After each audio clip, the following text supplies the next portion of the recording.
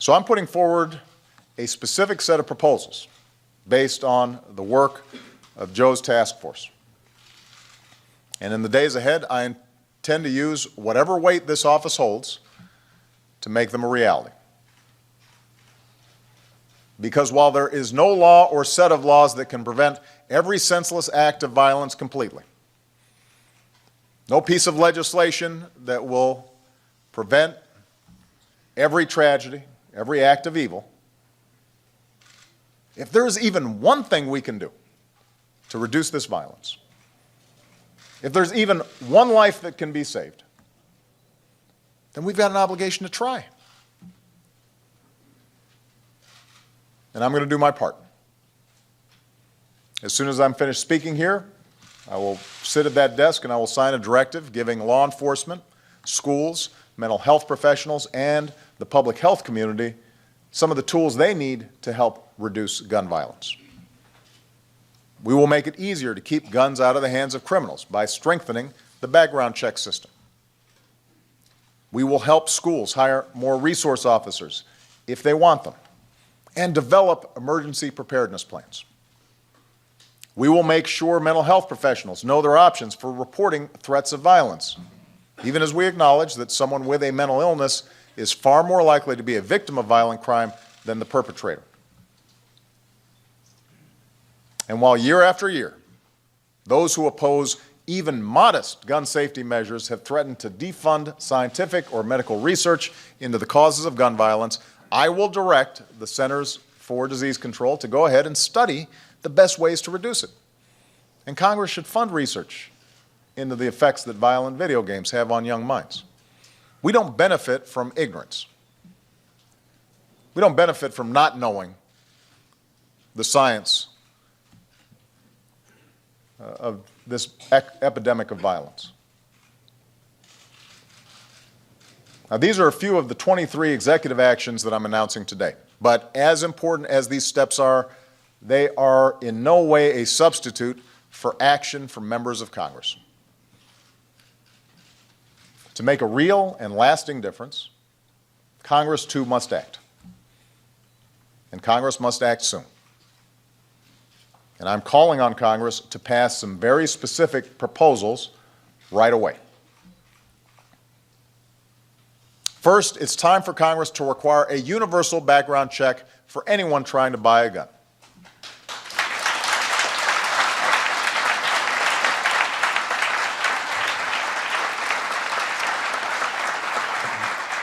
The law already requires licensed gun dealers to run background checks, and over the last 14 years, that's kept 1.5 million of the wrong people from getting their hands on a gun. But it's hard to enforce that law when as many as 40% of all gun purchases are conducted without a background check. That's not safe, that's not smart, it's not fair to responsible gun buyers or sellers. If you want to buy a gun, whether it's from a licensed dealer or a private seller, you should at least have to show you are not a felon or somebody legally prohibited from buying one. This is common sense.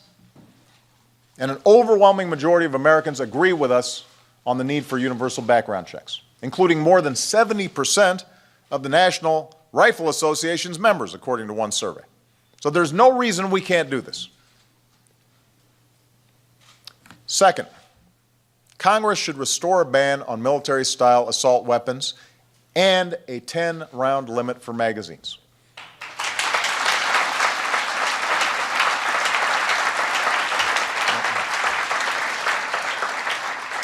The type of assault rifle used in Aurora, for example, when paired with high-capacity magazines, has one purpose: to pump out as many bullets as possible, as quickly as possible, to do as much damage, using bullets often designed to inflict maximum damage.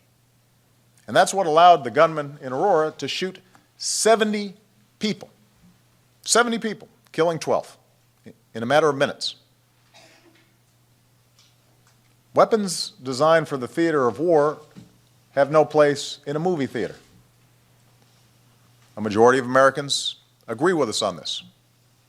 And by the way, so did Ronald Reagan, one of the staunchest defenders of the Second Amendment, who wrote to Congress in 1994 urging them, this is Ronald Reagan speaking, urging them to listen to the American public and to the law enforcement community and support a ban on the further manufacture of military-style assault weapons.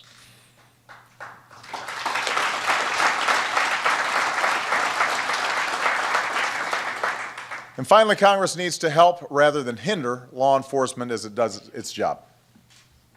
We should get tougher on people who buy guns with the express purpose of turning around and selling them to criminals. And we should severely punish anybody who helps them do this. Since Congress hasn't confirmed a director of the Bureau of Alcohol, Tobacco, and Firearms in 6 years, they should confirm Todd Jones, who has been acting, and I will be nominating for the post.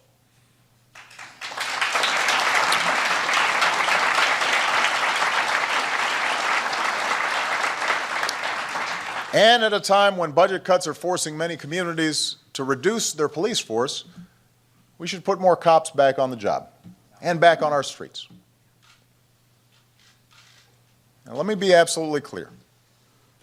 Like most Americans, I believe the Second Amendment guarantees an individual right to bear arms. I respect our strong tradition of gun ownership and the rights of hunters and sportsmen. There are millions of responsible, law-abiding gun owners in America who cherish their right to bear arms for hunting or sport or protection or collection. I also believe most gun owners agree that we can respect the Second Amendment while keeping an irresponsible, law-breaking few from inflicting harm on a massive scale. I believe most of them agree that if America worked harder to keep guns out of the hands of dangerous people, there would be fewer atrocities like the one that occurred in Newtown. That's what these reforms are designed to do. They're common sense measures. They have the support of the majority of the American people. And yet, that doesn't mean any of this is going to be easy to enact or implement. If it were, we'd already have universal background checks. The ban on assault weapons and high-capacity magazines never would have been allowed to expire. More of our fellow Americans might still be alive, celebrating birthdays and anniversaries and graduations. This will be difficult. There will be pundits and politicians and special interest lobbyists publicly warning of a tyrannical, all-out assault on liberty. Not because that's true, but because they want to gin up fear or higher ratings or revenue for themselves. And behind the scenes, they'll do everything they can to block any common sense reform and make sure nothing changes whatsoever. The only way we will be able to change is if their audience, their constituents, their membership says this time must be different. That this time we must do something to protect our communities and our kids. I will put everything I've got into this, and so will Joe. But I tell you, the only way we can change is if the American people demand it. And by the way, that doesn't just mean from certain parts of the country. We're going to need voices in those areas, in those congressional districts where the tradition of gun ownership is strong, to speak up and to say this is important. It can't just be the usual suspects. We have to examine ourselves and our hearts and ask ourselves what is important. This will not happen unless the American people demand it. If parents and teachers, police officers and pastors, if hunters and sportsmen,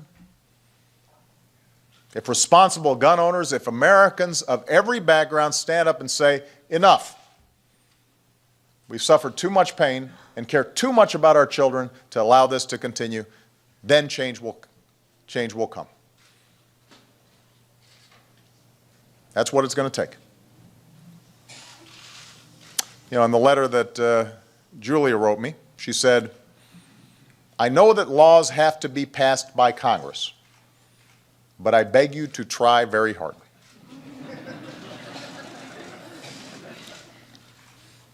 Julia, I will try very hard. But she's right.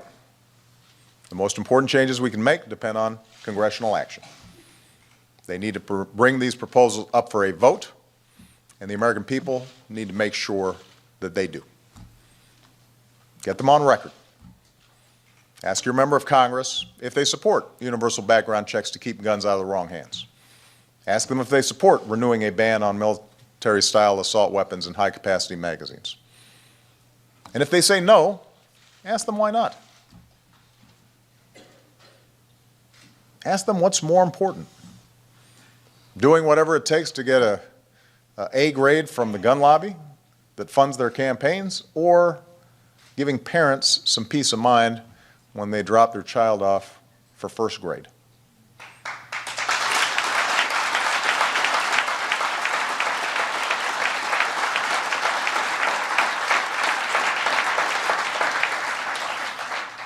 This is the land of the free, and it always will be.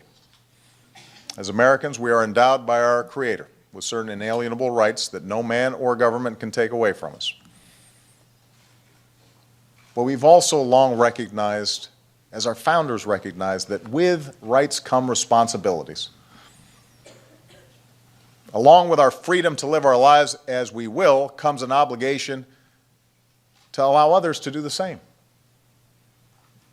We don't live in isolation. We live in a society, a government of and by and for the people.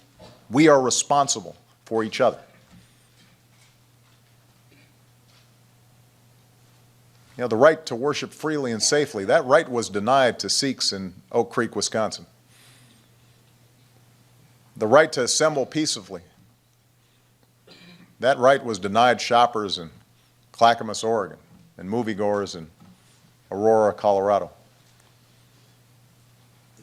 That most fundamental set of rights to life and liberty and the pursuit of happiness, fundamental rights that were denied to college students at Virginia Tech and high school students at Columbine and elementary school students in Newtown and kids on street corners in Chicago on too frequent a basis to tolerate it. And all the families who've never imagined that they'd lose a loved one to a bullet. Those rights are at stake. We're responsible. You know, when I visited Newtown last month, I spent some private time with many of the families who lost their children that day, and one was the family of Grace McDonald. Grace's parents are here. Grace was 7 years old when she was struck down. Just a gorgeous, caring, joyful little girl. I'm told she loved pink. She loved the beach. She dreamed of becoming a painter. And so just before I left, Chris, her father, gave me one of her paintings. And I hung it in my private study just off the Oval Office. And every time I look at that painting, I think about Grace. And I think about the life that she lived and the life that lay ahead of her. And most of all, I think about how, when it comes to protecting the most vulnerable among us, we must act now. For Grace. For the 25 other innocent children and devoted educators who had so much left to give. For the men and women in big cities and small towns who fall victim to senseless violence each and every day. For all the Americans who are counting on us to keep them safe from harm. Let's do the right thing. Let's do the right thing for them and for this country that we love so much. Thank you. I'm going to sign these orders.